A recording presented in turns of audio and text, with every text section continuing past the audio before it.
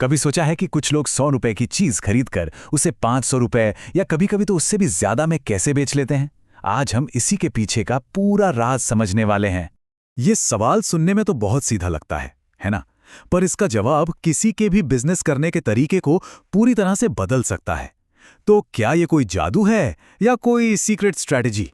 चलिए पता लगाते हैं। जी हाँ, इसका राज छिपा है होलसेल में खरीदने में। लेकिन सिर्फ होलसेल में खरीदना ही काफी नहीं है, इसे सही तरीके से करना जरूरी है। तो चलिए इस पूरी प्रोसेस को थोड़ा और गहराई से समझते हैं। इससे पहले कि हम अलग अलग रणनीतियों के बारे में बात करें, यह समझना जरूरी है कि होलसेल का ये पूरा सिस्टम आखिर काम कैसे करता है, क्योंकि यही वो नींव है जिस पर बड़े मुनाफे की इमारत खड़ी होती है। तो होलसेल खरीद का मतलब बहुत सीधा सा है। आप सामान को बड़ी तादाद में मतलब बल्क में खरीदते हैं। इससे हर एक पीस की कीमत काफी कम हो जाती है और फिर आप उसे एक एक करके ज्यादा दाम पर बेचते हैं। बस यही है पूरा खेल। स्क्रीन पर ये जो नंबर दिख रहा है 11,900 रुपये, जानते हैं ये क्या है? ये वो मुनाफा है जो सिर्फ 100 फोन कवर बेचकर कमाया जा सकता है। जी हाँ, सिर्फ 100। यही तो है होलसेल मॉडल की असली ताकत, छोटे निवेश से बड़ा फायदा। तो ठीक है, अब सवाल ये उठता है कि शुरुआत कहां से करें? देखिए, सबसे जरूरी कदम है एक ऐसा प्रोडक्ट ढूंढना जिसे लोग सच में खरीदना चाहते हैं। आइए देखते हैं कि ये कैसे किया जाता है। अपना एक भी रुपया लगाने से पहले ये वो एक सवाल है जिसका जवाब हर सेलर के पास होना ही चाहिए। अगर इसका जवाब साफ नहीं है तो समझिए कि ये अंधेरे में तीर चलाने जैसा है। शुरुआत करने के लिए ये कुछ ऐसी कैटेगरीज हैं जिनमें बहुत ज्यादा पोटेंशियल है, जैसे फैशन, टी-शर्ट्स, कुर्तियां या फिर मोबाइल एक्सेसरीज, घर का सामान। इन चीज़ों की डिमांड लगभग हमेशा बनी रहती है, जो इन्हें एक बेहतरीन स्टार्टिंग पॉइंट बनाती है। और हाँ, ये एक प्रो टिप है। कुछ ऐसे प्रोडक्ट्स हैं जिनसे खासकर शुरुआत में बचना चाहिए। नाजुक चीज़ें, बहुत महंगी चीज़ें या ऐसी चीज़ें जिनके लिए लाइसेंस चाहिए।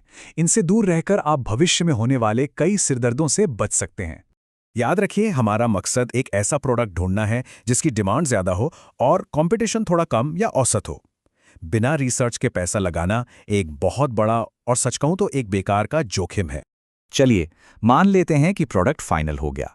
अब अगला बड़ा सवाल, ये माल खरीदे कहां से? आइए सप्लायर्स ढूंढने के जो मुख्य तरीके हैं उन पर एक नजर डालते हैं। देखिए, मोटे तौर पर सामान सोर्स करने के 3 रास्ते हैं। जो लोग अभी शुरू कर रहे हैं उनके लिए ऑफलाइन बाजार सबसे अच्छे हैं। क्यों? क्योंकि वहां आप क्वालिटी को खुद अपने हाथ से छूकर देखकर परख सकते हैं। अगर घर से काम शुरू करना है तो ऑनलाइन प्लेटफॉर्म बहुत सुविधाजनक है। और जब बिजनेस को बड़ा करना हो तो ज्यादा से ज्यादा मुनाफे के लिए सीधे मैन्युफैक्चरर से संपर्क करना सबसे सही रहता है। सप्लायर मिल गया, अब बारी आती है एक फायदेमंद डील पक्की करने की कला की। इसके लिए कुछ खास बातों पर ध्यान देना बहुत जरूरी है। इस तरह की एक प्रोफेशनल स्क्रिप्ट का इस्तेमाल करें। जब आप सप्लायर से बात करें तो एक बिजनेस पर्सन की तरह बात करें, ना कि एक जरूरतमंद की तरह।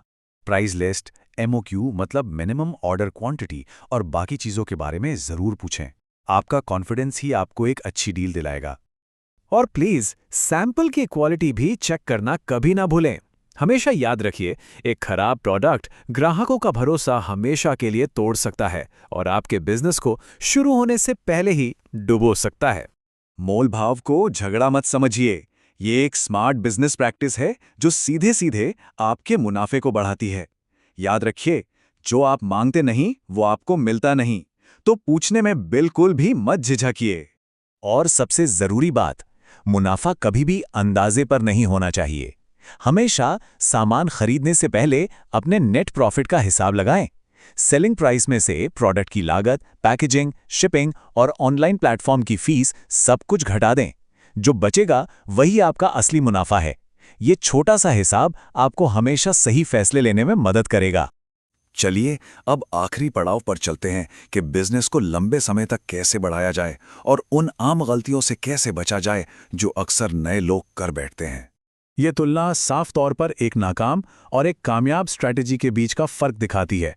जैसे बिना रिसर्च के खरीदना या 100% एडवांस देना, ये कुछ आम गलतियां हैं जो बिजनेस को डुबो सकती हैं। इसकी जगह धीरे धीरे ऑर्डर की मात्रा बढ़ाने, बेहतर रेट्स के लिए मोलभाव करने और अपना खुद का ब्रांड बनाने पर ध्यान दें। इस बात को हमेशा याद रखिए, सफलता एक प्रोसेस को फॉलो करने से मिलती है, किस्मत से नहीं। अगर सही तरीका अपनाएंगे तो कामयाबी जरूर मिलेगी।